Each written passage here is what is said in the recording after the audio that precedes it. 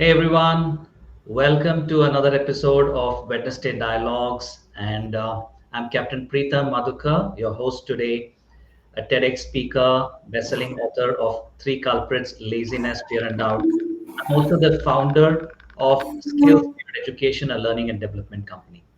And today with me, I have an amazing guest, Pooja Marshall, who has got about 20 plus years in Waldorf education or Waldorf homeschooling. We'll talk more about that later. But for the people who don't know much about this, this is a philosophy based on Rudolf Steiner, who was an early 20th century philosopher, educator, healer, and who has created different streams of uh, healing in some ways, whether it is farming, medicine, education, lifestyle. And Pooja has been practicing this Waldorf schooling, Waldorf parenting for quite a while. And I have been influenced by Rudolf Steiner and Waldorf education myself since 2012. And today we're going to be talking about how to simplify parenting for a harmonious family life. That's the topic. Basically, we'll be talking about the nitty-gritties, the pitfalls, what each parent face, could be eating, sleeping, all the things, nuts and bolts of parenting. And Pooja's got some amazing solutions for you. She's been a parent, she's a teacher, she runs her own Waldorf kindergarten and in Bangalore, and she's going to be sharing some amazing insights. Pooja, thank you for joining me today, taking time out, and I'm excited to learn, excited to share some stories as well along with you. Thank you, Preetham. It's so nice to have be having this conversation with you, and thank you for all the people who have logged in. I hope whatever I share today will, help.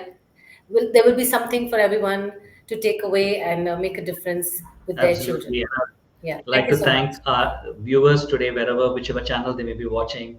Thank you so much for taking time out. And I hope the next 1 hour can be really fruitful. Please ask your questions, whichever platform you may be watching. It does come to us here, and we'll be able to see your questions and respond to you, giving you very specific solutions if you require on parenting journey. So, Pooja, let's begin. You've been a Waldorf teacher. You are running your own Waldorf kind of Waldorf kindergarten. What exactly does Waldorf mean to you? Um, I think Waldorf is a lot of common sense. It's something very simple. It's very organic. It is from the heart. Okay. We are. I mean, today's day and age, there's a lot of influence. There's a lot of information overload, right? So somebody says this is right, and somebody says this is good.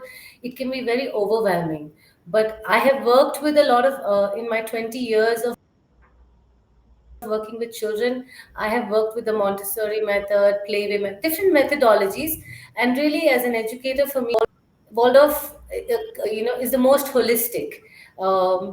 It gives a lot to the children, the parents, and the teachers itself. So it's a very wholesome methodology which benefits all the people who are part of it, the adults and the children. So, yeah. Super. I mean, I couldn't agree more. Being a Waldorf, supporter, Waldorf movement, and I could agree that it's so healing both for the parent and the child in this journey. I always tell children are there for parents to have that kind of self growth for themselves. Yes. They push your boundaries, your weaknesses, and they help you become better as an adult.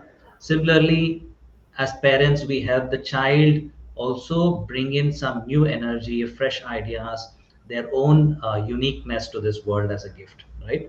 Yeah. And superb. I mean, I want to ask that you speak about early childhood and how important it is in children's life and parents, and you work in that space. What is this early childhood? What does it mean to you? So in world of education,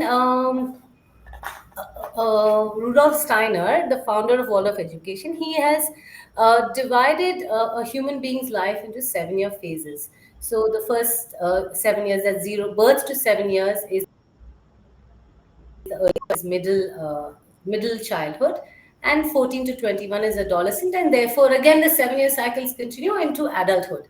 And so early childhood is basically 0 to 7 years, or 6 to 7 years, right?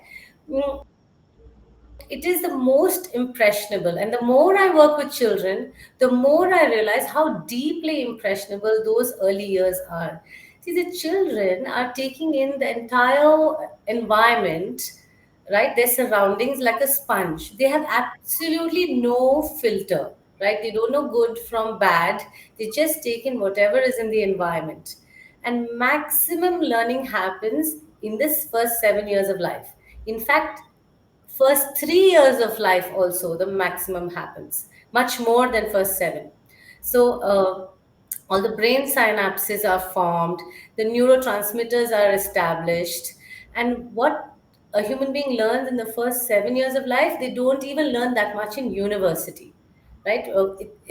So that's how important first 7 years Yeah, is. absolutely. I think, yeah, I do agree on that because it's like I give the example of a small change in our course, like especially if you're crossing this ocean and you make an error of 1 degree, which is a very, very small in our course, you could end up on different continents in a long voyage.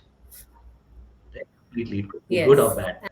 So it's the same absolutely. goes for parenting, that the errors of early childhood can be so magnified at later life that we may not even realize that it has gone out of hand and we are somewhere else in the journey, right?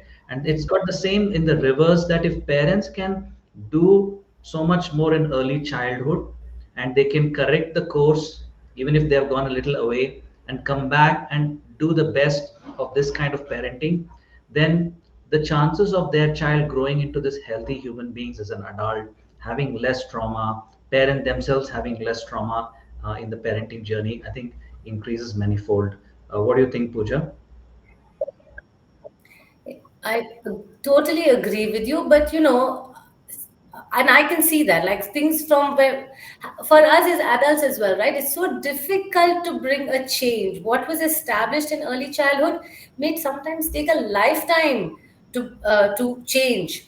But at the same time, right, it can be a very overwhelming. It is the first time for parents as well. They haven't been, in most cases, they have not been parents before. So if in hindsight they feel like, oh, I did not do this correctly, I made a grave mistake, well, you did what best you knew at that point. So be kind to yourself, firstly. And from the moment that you're aware, then work on bringing Absolutely. the Yeah, change. absolutely. I mean, you can So, always course yeah, correct, but like you said, this early yes. childhood, you have so much, it's more easier path if you can go down, if you're aware of it and things like Yeah, prevention is that. better than cure, Yeah. right? And what about in Yeah. the parenting, journey, parents who come to you and like especially Waldorf is not so much stressing on academics as such, especially in early childhood, and parents come saying, "Hey, will my child learn this ABCD alphabets, do this maths and this and that?" And we know that it doesn't really matter in the long haul. Children do catch up. And what kind of questions do parents ask, and what kind of how do you tackle them? See, they see when a child is when a parent is coming, we take children as young as 2 years. Okay, so for a 2 year old child, they just want them to be around other children and have social, play with them, social skills in technical terms. For a 3 year old child or a 4 year old child, then they want to know, okay, what is the activity? Are they going to learn? So I would really say that. They learn a lot in a Waldorf environment, right? And everything is through play, and everything is through an experience. So let me give you an example, right? So they can either learn the spelling of apple, APPLE, right? So that for a 3 year old child or a 4 year old child, that is then spelling and writing, and that is considered academic. Instead, we would say that why don't you give them an experience of apple? So go to the market, buy the apple, wash the apple, slice it, share it, and eat it, right? And basically nourish the senses. So we're telling the parents that not only don't dwell so much on the academics just yet, but work on the senses, because the children are taking in the entire environment through their senses of sight, touch, smell, and so on. As for reading and writing, children will learn whatever you Mm. teach them, right? They're so quick Yeah, to pick up. So they will pick it up, but that's too much pressure on learning something abstract, right? Sure, but if they really experience an apple, then when they learn how to spell it and write it, it makes much more sense. It's not by rote. mm, So we're very big on experiential learning, absolutely. Yeah, right? It's like hot. yeah, You know, your little child, how many times you said, Beta, don't touch it, it's hot, when he was an infant, don't touch it, it's hot. mm, When did he learn hot? When absolutely. he touched it. And from that day onwards, he knew hot, right? So experience teaches the children much more than Absolutely. our words, because they still not developed an Yeah, understanding of absolutely. language. I mean, they are like this little Yeah. scientist in a way. They're experimentalist at heart, Yes. truly. And I remember this Totally. child who was just began to crawl, and he would do like almost putting his head down like a swimming, just crawling and going away. And at one point he hit his head against the wall, and he was so startled that such a thing could even happen. His head could hit against a wall. And he looked up what was it, and there was a wall. And then again he took his head and again hit this head again against the wall. It hurt a little bit. Then again he tried a little more, and again one more hit. And this time it hurt really bad. And he was like, "Oh," I made a face like about to cry and realized, okay, this is really hard. And then turned and swam somewhere Yeah. else along the way, right? So kids are like that, all like how you said, very sensory people that immerse themselves in whatever they're doing. That's why you can see sometimes children are playing with the mud and sand and completely immersed. They don't know their legs are in the mud and slush. They are not even aware. They are completely in the zone. What adults would pay thousands of dollars for a course like that to be in the zone, the children are naturally there, right? And Mud much therapy, therapy or right? any therapy, they know how to be in the zone. They know what focus means. They are Yeah. the masters of focus, right? Yeah, they are, because they are 100% in the Absolutely. moment.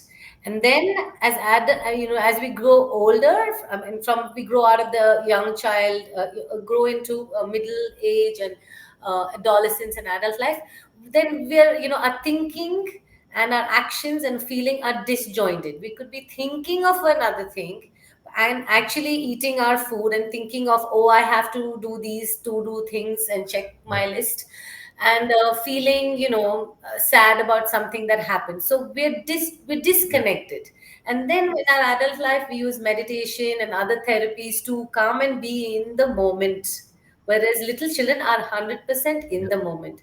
In our kindergarten, when they're making lemonade and they're stirring, oh my god, you should see how lovingly they stir the Yeah, lemonade. sure. Yeah, the children are Yeah. really they really know how to. They are true bundles of joy, like they in a way, right?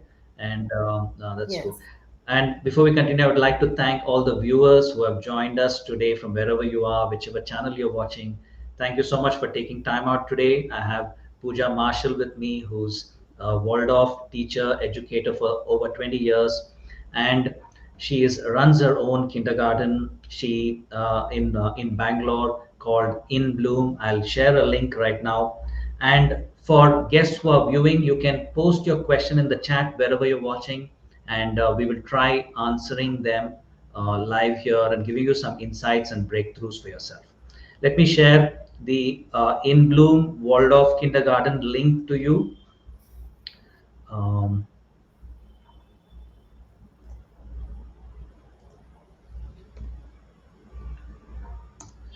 the Waldorf link, and later we will also be sharing on the channel itself, different channels, these links later. But for now, those of you who have taken time out to be here in this live chat, I would like to share this with you. So, Pooja, continuing and giving our audience some practical insights into how they could parent better. Like, You talked about meals and the stirring lemonade. How can we make meal times fun? How can parents not get stressed, especially in the early childhood parents? Well, uh, do you remember when your child was an infant and when they were hungry, uh, they cried, right?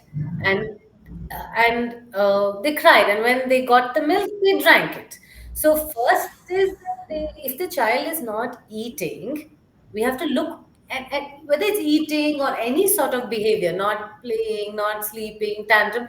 You have to look beyond the behavior. Why could this possibly happening? I mean, food is so delicious, right? It's sensory, it smells good, it tastes good.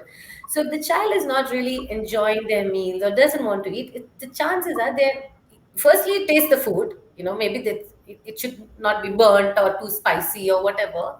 And if all that is in place, right? Most often these days, I feel that the children are not hungry enough for their meal. See, we put the nice ghee and the butter and the dry fruits and all those delicious things, right? And healthy things for the children. But are we giving them enough outdoor play? Yeah, Like we had when we were younger. We played out the whole day, right? yeah, So if the other children get digesting their previous meal to build an appetite for the next meal, yeah. are they playing enough outdoors that their cheeks are flushed and they're sweating? Right, Mhm. that's how we came home, right? Ravenous, like we were hungry, and then mama gave us food to eat, and we just lapped it up. Yeah, Most often children are not hungry. That is a big one, right? So build an appetite. And how do we build an appetite? Give them more outdoor time. I would say easily everybody can just double the outdoor time. I won't say increase it because an increase is just 5 minutes or 10 minutes. I would say double it. Not at one shot, maybe, but some outdoor time with mama, then another outdoor time with papa, another outdoor time with grandma, nanny. Like, so adults can split the responsibility, because yeah, for one adult to do it may be challenging. Split it so that way the child gets enough outdoor and then yeah, comes home with an appetite to eat. Yeah.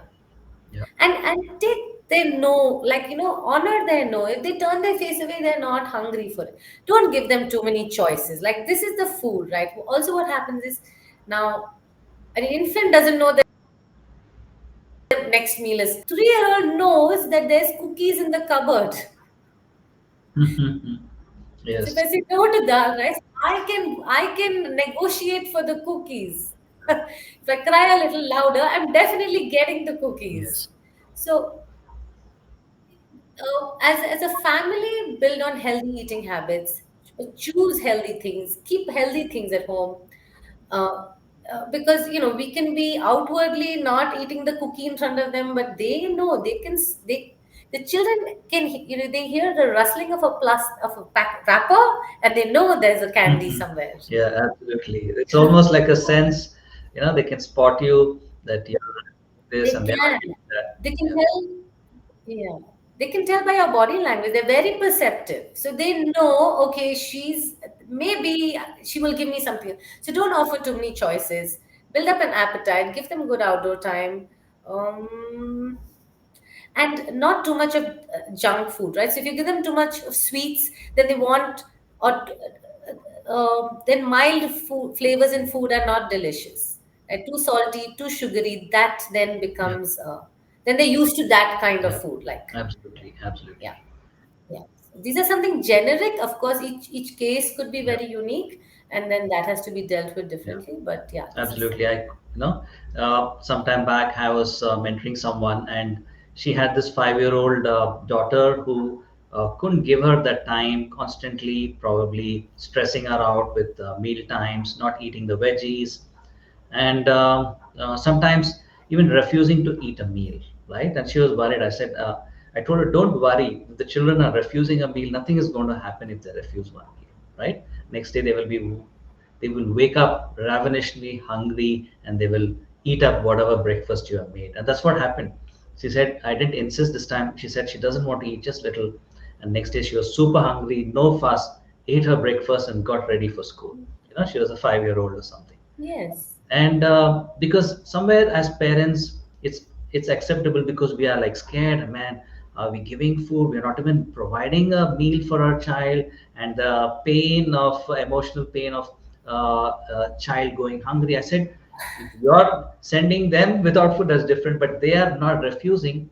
Because one of the beautiful things of this early childhood I've realized was helping them educating themselves on their body to know when they are full, when they are hungry. Because as adults that button gets switched off if it's not developed in early childhood, and they go on to become overweight. They're not able to say stop because the parents have said, nay, eat another idli, dosa, roti, and kind of switches off their button of to say, when am I full? You're deciding when my stomach is full, right? Absolutely. Once they're Yes. hungry, children will eat, like you mentioned rightly, that helping them play these outdoor games will create that hunger, create that fire, create that I want to eat another roti, another idli more, versus just shoving at them and doing it for them.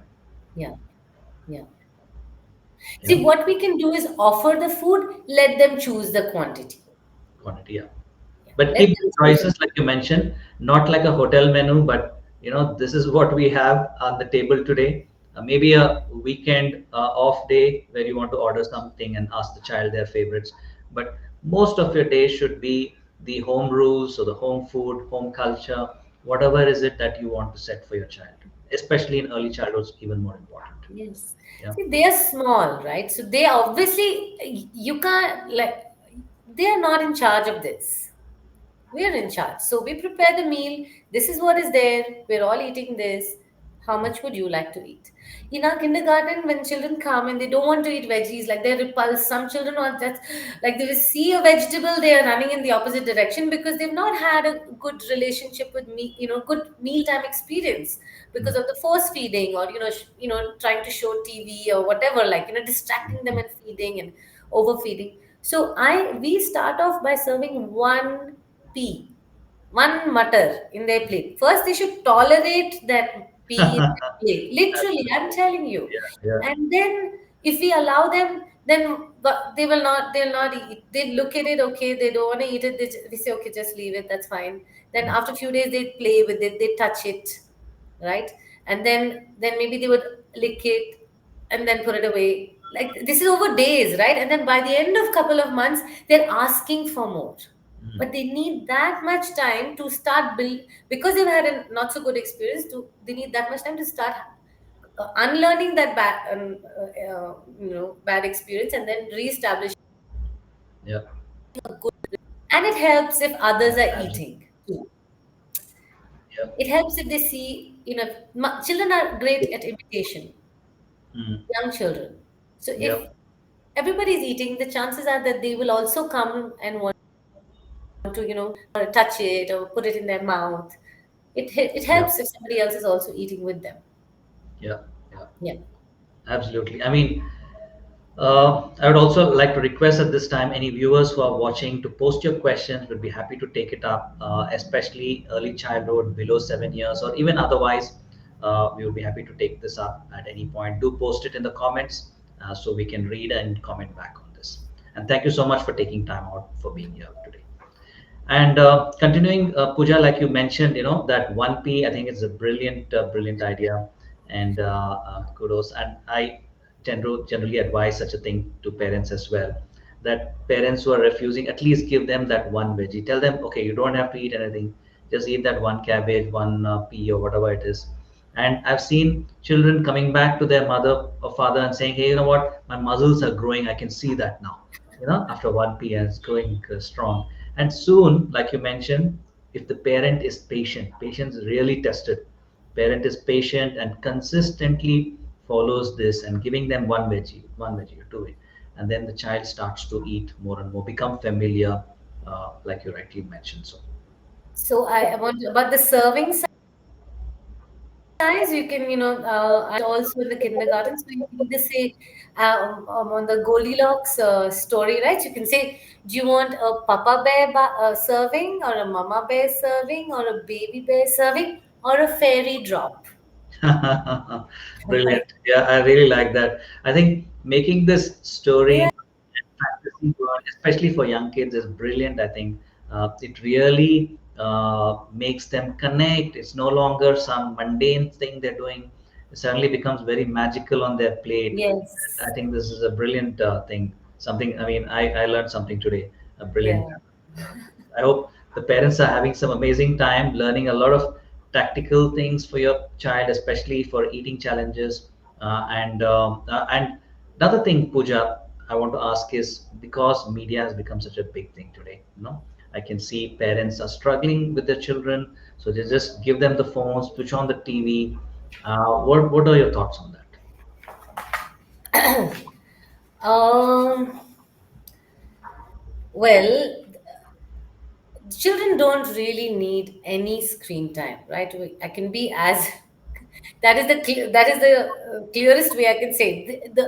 Yeah, child below 7 years does not need any screen time, but it exists in our environment. We can't raise them in a bubble, so a video call with grandparents is a way to stay connected. I think to that extent is fine, but what typically happens is because okay, firstly they say it takes a village to raise a child, and here we are taking on this task of a nuclear family raising a child. It's already a very, very difficult task, right? Parenting is very hard in today's times.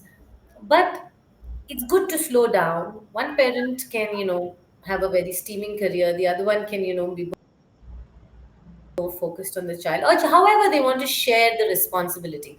Else, what happens is the screen time is used, media is used as a babysitter because both are busy. So then, how do you keep the child in one place and away from danger? By putting them in Hmm. front of a screen, right? Uh, but really, it is inappropriate. It is dull. It is sedentary. We can also feel that after I don't binge watch, but I know that when people binge watch shows, after that they don't feel lively. They feel dull, and they have eaten excessively or whatever. That's an adult issue. But I know, so that's one thing. The content is inappropriate. There is no social interaction for the child, right? They're not engaging with somebody. They're just receiving. Sure, they may learn a thing or two from the screen, but if you turn it off, then they're going to you touch something, do something, learn much more if you turn the screen off. So that would be really good. Also, what happens is because they are sitting for so long and watching the media, that energy is like, like a little pressure cooker, right? So it's there, it's there, it's there, it's there. And when you turn it off, then there's like outburst, and then the child starts being hyperactive. And then I don't like to use the term hyperactive for children, but the energy is not evenly channelized, right? So it's coming out in spurts, and therefore it's not manageable. And then the parent wants to again put the screen because it can't manage this energy outburst of energy. So that would be something. And also, see, in a screen time show of half an hour or say 15 minutes, the hen lays an egg and out, then some more chicks come out, and then the happy hen and family and chicks go for a walk, right? This entire thing happens in 5 to 15 minutes. But in real life, this doesn't happen in 15 minutes. It takes a long time. So, what happens is that overstimulation of screen time makes real life feel like it's very dull and boring. The child always seeks overstimulation, and in early childhood, it could be screen time, and later they may seek other things for overstimulation because they don't know how to just be. They don't know how to get bored. They don't know how to deal with those things. Um, and I mean, there are so many things I can have a whole Wednesday dialogue with that. Yeah, I think because that's obviously a big beast to slay, and Yeah, it's a and bit adults also struggle with it so much. Especially children are the biggest, you can say, um, uh, victims. affected victims, because at least as adults, many of us are on the spectrum where we have seen a world before digital media became mainstream. Exactly. Okay, but as more and more new younger parents are coming in who are going to be from a world where they've only been in a digital space, right? They haven't even got the what you can say, the view of what the world could be, what it could do to them.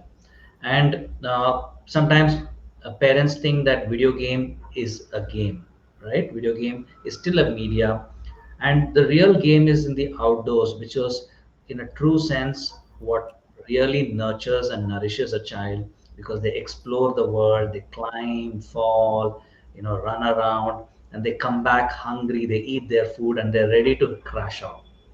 But in this world, we sometimes consider video game. I sometimes say it's not really a game, especially for a young child. Definitely not really a game. It's as good as just a TV with little more things to do with your fingers, right? But the media also, in some ways, when the child is especially eating a meal, watching a TV, young children, they also don't really, because they're such focused beings, they focus so much that they are not able to enjoy a meal experience. They're not able to appreciate those little things, the color of the food, the taste of the food, the smell. They're just completely immersed in the television, because they can only do one focus as a child, right? Exactly. And that creates a little more challenges on the food issues that we spoke about earlier as well.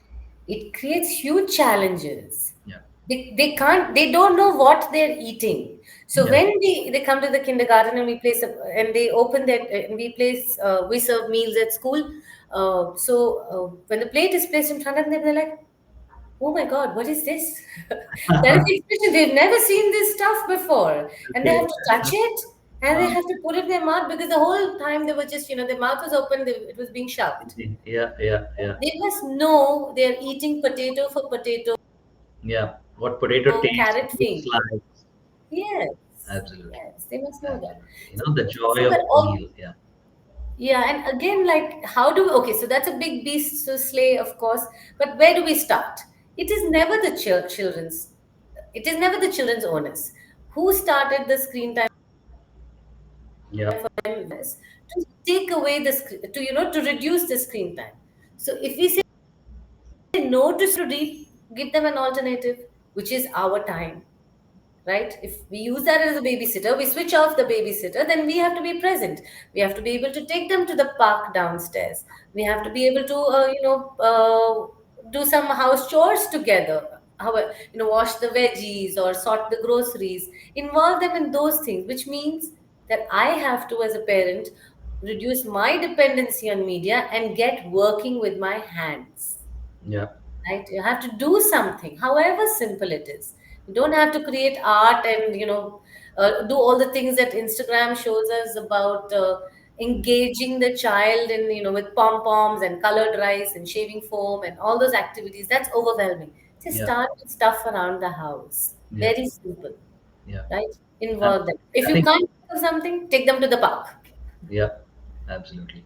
Nature Talking time. about Instagram, let me just share Pooja's Instagram. She runs a wonderful Waldorf kindergarten school in Indranagar of Bangalore. And if you're interested, do reach out to her. Her Instagram page is there. Follow the channel. I'll be sharing my own channels a little later. But this is Pooja's channel on In Bloom Instagram. And we're having some amazing session here. Pooja has been sharing all the insights parents can go do for takeaways on their food meal times, mealtime practices that parents can do for their child. Pooja, coming to another issue of which parents, I mean, these are the big ones, especially in early childhood. The second thing after meal time is sleep time, right? And that's another thing. Sleeps have gone completely off timings now. We're no longer sleeping with the sun, waking up with the sun. Of course, it was a distant even a couple of decades, but now it's become even more. 11, 12 for young kids to sleep in many families is a given, right?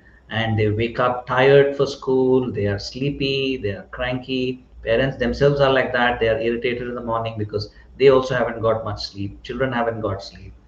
It's like a whole cycle there, right? How do children come, especially when they haven't slept well or they haven't got that rest that the night gives them? How are the children when they come to your school? See, they are like as if they are jet lagged.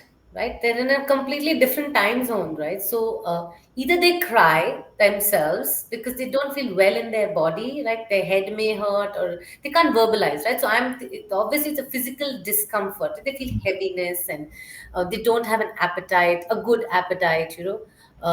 The internal organs are really not functioning at their optimal level, so growth and development is not going to be as it could have been if the child was well rested. So either they cry a lot, and or they make the punching and poking and fighting and grabbing. They're like, you know, like edgy.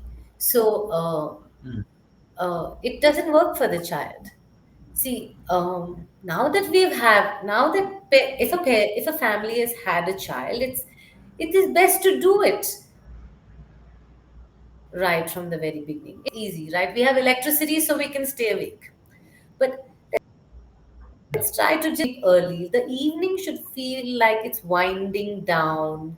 The child should have played enough outdoors, indoors, and then get to bed. Establish a simple bedtime routine where there's nice time of togetherness with a little song or a story, a little prayer maybe, something where you get cozy, the lights are dim, and then we go to sleep, Yeah. right?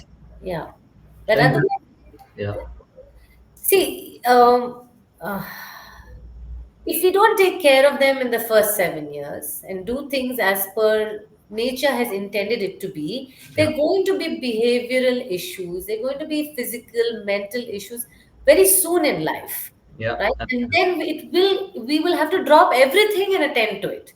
So Yeah. might as well start fixing all those things from the very beginning, so Yeah. that it's harmonious. Like we said, no, the prevention is better than cure, and Yeah.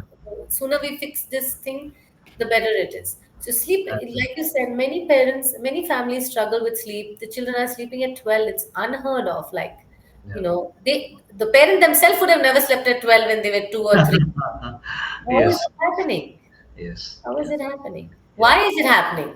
See, if a parent, as if a parent really wants to do something, right, and they know in their inner being that this is what I need to fix. Nature has given them that instinct, parental instinct, right? So they know what has to be fixed. If they put their full focus on that thing, they have the answers in them. They don't need you or me to tell them what has to be done. They know their home, they can fix it. Suggest is, now we're talking about sleep, we're talking about food, we're talking about media. Don't take on everything on one day. Just pick on one thing, work on it for 3 to 4 months, Yeah. right? And mom and dad can have contradicting views. It's healthy, but discuss it, resolve it, come to a decision, and then bring it to the child.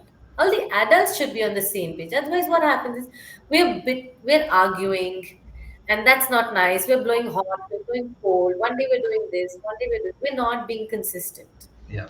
So Absolutely. I think yeah. rightly so. And one of the things, like you mentioned, that children who, like, if you're not helping them live a good, healthy lifestyle in early years, give them a kind of a rhythm or routine.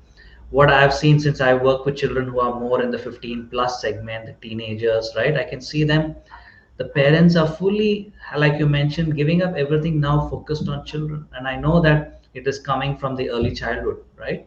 And one of the reasons I took that was, that was a space which is difficult to handle, because the children are teenagers, no longer willing to listen to their parents. Whatever parenting is theoretically had to be done is over, right? And after that, it's more challenging. So, and most of the time what I have to do is go back to their early childhood, create, restructure, reframe their sleep, and help them with those kind of patterns to eat well, sleep well, simple things which could have been done by parents. And I also must add that it's really not the parents' fault in some ways, because many times when I speak to parents, they were simply not aware of it. They were simply, nobody told them that this also we need to take care. We thought it was okay because everybody around us were doing it, and many times when we bring it, they're like, well, okay, now I'm going to do something about it, right? So in fact, the reason for having these kind of sessions here is to keep educating parents and my other, high performance that I talk on procrastination, other things. So people who have taken time out today, thank you so much for being here. Please do follow this channel wherever you're watching this. Give this a like, give this a share if you enjoy what you're watching. We still got some more time left before we wrap up. Do leave your questions as well in the comments, and I would be really happy to take that up. And Pooja, I can ask Pooja as well. So continuing ahead, Pooja, and sleep. And I know we emphasize stories, especially in Waldorf, and how important stories are, and what beautiful sleep it can give children. What's your take on that? Stories are wonderful, right? Even for adults, we love to hear stories. Um, and it actually transports little children into their own fantasy and their imagination, right? So if I were to tell you a story about my own when I was a little girl, and it was my birthday, and then I wore this lovely with frills and flowers. For the children, they're like all starry eyed. They're like creating those images in their mind, and they're actually living that story. So of course, it has these benefits of language development, imagination, and keeping the fantasy alive for them, right? That's wonderful, and it's a great way to bond with the children for the parent. And yeah, there's so much said about stories is Stories, I think. Yeah. One of the things I get asked is, how do we tell we don't know stories? Should I read a book? I said, great, go ahead and read books, no doubt about it. And sometimes just make up some stories along the way. Don't have to be a great storyteller. You don't have to make it all magical. I said simple things. In fact, I just remembered one the story where one of the parents was struggling to get her daughter, 5-year-old daughter, to sleep early, and she was like, no, I want to sleep late. And coincidentally, she also mentioned to me that she wants to grow her hair long. Okay. So I said, great, why don't you make a story on that? I say, the moment you go to sleep, tell the hair fairy is going to come and keep pushing the hair outside a little by little. Right? And she was like, "Oh, is it?" Yeah, I said, "The hair fairy is going to come and keep pushing your hair little by little. So the more you sleep, the more the hair fairy can push your hair out, right?" So then after that, she was like, "Hey, I want to sleep as much as I can and go to bed early because I want long hairs." So I yeah. mean, So this is on right. Just make up a story. They're not going to verify it and ask for facts, figures. Take something from your childhood, mix and match, create some fantasy. And many times children will point out, and I remember telling these to these 10-year-olds when we were running the home school, and I would tell them some story about some mermaids and some beasts and monsters in the sea. Being a sailor, we would tell some tall stories, and the children would remember. Next time I told a story, but Preetham uncle, you mentioned that person's name was this, and now you're telling something else. And I would have to correct myself and find my way back and said, correct, correct. That was the correct thing.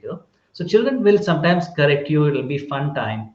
So I think this habit of storytelling at night can be a really beautiful moment, bonding for the parent child, right? Today, parents say we want to have a better bond with their child, but don't lose this opportunity, the mealtime conversations, the story time during bedtime, right? Because all of us are working. So at least these two can be golden moments, I think. yeah, they definitely can. As for stories, of course, and like you said, children will remember because the story is real for them, right? So we can cook it up, but and the younger the children, they will ask for the same story Yeah. again. So it would be really nice if we can remember what we have said, so we can repeat it, because they get very upset if it doesn't go the way it went the previous time.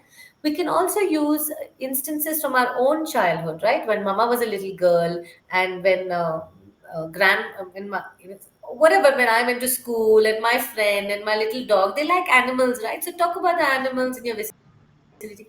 We could also use, nowadays we have all our photographs on our phone, but our childhood pictures will be on print. So we can take Mm. a picture, photograph, and describe the photo photograph and pick then, right? So that could be Yeah. an aid if a parent doesn't feel very confident creating their own story. And you get a lot of Indian publications as well these days. A lot of books are available. It's important that the story is age appropriate. I Yeah. remember one parent had told a 3-year-old child, the story of Hansel and Gretel. It had a witch, and the child was terrorized for weeks because the witch is a very sort of negative character for a 3-year-old child to receive. A 5 and 6-year-old child will sort of be okay with the witch sort of a character in the story. So don't tell stories too ahead of the Yeah. child's age. So be very mindful that the story should be age appropriate for the child. Yeah, Yeah, I agree completely. child they I think need it's to. a good point you raised about the age appropriateness of child, because I didn't mention that, and I think that's a good point, because having that kind of right story, keeping it more simple, playful, not really bringing any big villains there, which can be more for older children, older adults, maybe after their 6, 7 schooling kind of years, and early childhood, keeping it very soft. That itself is like very sweet world kind of a thing, and I think that's very important to do that, especially in early childhood. Yeah. I think one of the cartoons that I would recommend, if at all parents have to watch, is Winnie the Pooh, and which is a very soulful, very simple videos for parents to, especially for these young kids. If at all you have to watch something for that 15 minutes, half an hour, then that's a beautiful kind of a thing. Very warm kind of a person. Yeah. Yeah, it's nice. It's harmless, right? Simple. It's just so Yeah. simple. Like, yeah. And So, what yeah. about coming to another topic? You talk about um, uh, the subtler aspects of how to create impact in a child's life as a parent. You talk about those 5 things, 5 elements. Could you share some thoughts on that? Um, yeah, see, of course, there are these, the things that we just spoke about: meal time, social media influences, and um, sleep issues and things like that. And if anybody reads about Waldorf, then there's a lot of talk about rhythm, reverence, and repetition. Everybody talks about this. Like, so you read any article on early childhood about Waldorf, it will talk about rhythm and repetition. Now, those are rhythm is worthy another Wednesday dialogue, because it's very important, and it's also very it takes much effort to create a nice rhythm as well, right? I mean, there are little pointers. It's simple, and simple is Hmm. never easy, right? I'm Yeah. not going to say it's easy. So that's another topic. I just The subtler aspect is the reverence, right? But it's equally very, very important. Like, now when we say reverence, we I've just looked up some synonyms, right? So deep respect, devotion, gratitude, these are the things that come to our mind, because this then teaches the children about values, right? Honor, respecting, for instance. So we show respect towards the child, respect among the adults in the house, also self respect, right? So, of course, we can very lovingly talk to the child, but on the phone, I'm talking to my friend and I'm like, complaining about my spouse. That's not nice. Or the adults are having a heated argument. That's not good either. So, uh, see, when everything is good and everybody's obviously happy, it's in the crisis that we lose our balance, and then we could tend to be disrespectful to each other. So we have to learn to deal with crisis in a more peaceful way, or in a more appropriate manner, keeping our self-respect intact too. So that would be one thing. And inner attitude, the mood. See, we do many things right around the house. The best activity to involve a child. See, parents would always want to know, how can I involve my child in an activity where they can learn something. So the best activity to involve the children are things around the house: the gardening, the cooking, the baking, the cleaning, and so on. All educational concepts can be brought to the little child through things around the house. We don't material because we have enough at home. But when we are doing our work, How do we feel about it? Now, just because somebody says, oh, baking is a great activity to do with your little one, then I decide to do baking with them. But actually, I detest baking. Going to go ahead to do the baking. Child is not going to be drawn to that activity. They're not even going to learn from it. Is that no, this is not enjoyable, and then they may have that attitude towards whatever they take up in life. So the children are very close, they're very perceptive. They may not Mhm. have language skills to question us, but they know if I'm truly enjoying the work that I'm doing, however simple it is, Yeah. then they are drawn to it and they learn that I should do my work with devotion. Yeah. An example I would give you is during the lockdown, right? Many of us, it was not easy for many of us. We had to do the house chores, we had to do the office work, we had to look after the children. So, while making the chapatis, I'm like, why do I have to make, if that's what I'm feeling inside, I have to make it and then nobody's helping me. And I mean, all like, it's not showing on my face, but that's what I'm feeling inside. And the children learn, they pick up on that. Very so the mood with which the adults are working is very, very important. Yeah. Difficult times should be taken as an opportunity to learn. And if we see the abundance in our lives, then children absorb that attitude and they develop a sense of gratitude towards whatever they do. They Yeah. don't have to become chefs and things like that when they grow older, but our attitude towards our work, our commitment, our devotion, even if it's a simple thing around the house, Yeah. I'm doing it for my home, my child, my family. We do it with that, then the Yeah. Yeah. will benefit. That was one. And also worthy role model, right? Who are the children who are learning from? You, the parents, the adults in the environment. So, see, we are here to teach the children about the world, ABCs, one, two, threes, colors, shapes, and the worldly ways, so to say. But what are the children here to teach us about our inner Yeah. life? If we take this as an opportunity to really work on ourselves as parents, right? Oh, I'm not so kind. I can be kinder, Yeah. right? Develop inner qualities in ourselves, then that really helps the children. So the children teach us about our inner self, inner life. If we take that parenting journey as a opportunity to develop ourselves. Absolutely. So those are subtle aspects, but they're very Yeah. important. I mean, I Yeah. completely agree. We have a question as well from Pooja. I'll come to that, Pooja. Just to share on this line before we move to that question is the reverence that you said, and as long as the parent is enjoying doing whatever that they are doing, and the child would just want to imitate them, be part of their life, rather than inviting them forcefully into some activity. I remember I enjoy doing some carpentry, some woodworking kind of a thing, and my son at that time would come and want to learn, how am I doing, what am I doing, and things like that. And today, as an older teenager, he's able to fix a lot of things which he developed as a skill as a young kid. So just do what you love to do. Could be gardening, could be thing, maybe repairing something around the house. Not necessarily digital, computer and things like that, because that's a completely different kind of a world that we're taking them into. But leaving that alone aside, right?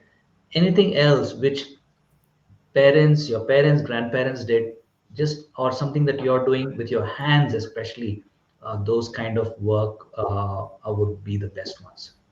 So let me come to Pooja's question. Pooja is asking what type of story is good for a 2-year-old child and where she could access or buy such things. A good story for a 2-year-old child is a story about mama, papa, and Okay. baby. Right? So we have a story in the kindergarten. Something is we say it during the mango season around June or so. So this little child goes into the garden, and there is this big. I mean, you can use more descriptive words if the child is able to pay attention, right? If they because the 2-year-old child sometimes again they're different each 2-year-old. They went to the child goes into the garden, they see the big mango tree, and then there are some ripe mangoes that have fallen down. and they bring the mangoes home, washes it with mama, and they make amras, and Yeah. they share it with papa. Or you can do a role reversal, right? She brings the baby, brings it, goes to the garden with mama, brings the mangoes home, and papa and the baby make the Yeah. amras, and we all have it together. Something Yeah. as simple as that. Short sentences, very short sentences, because they can't follow long sentences, and something that is simple as that. So you can make a story like this. No moral, Yeah. nothing.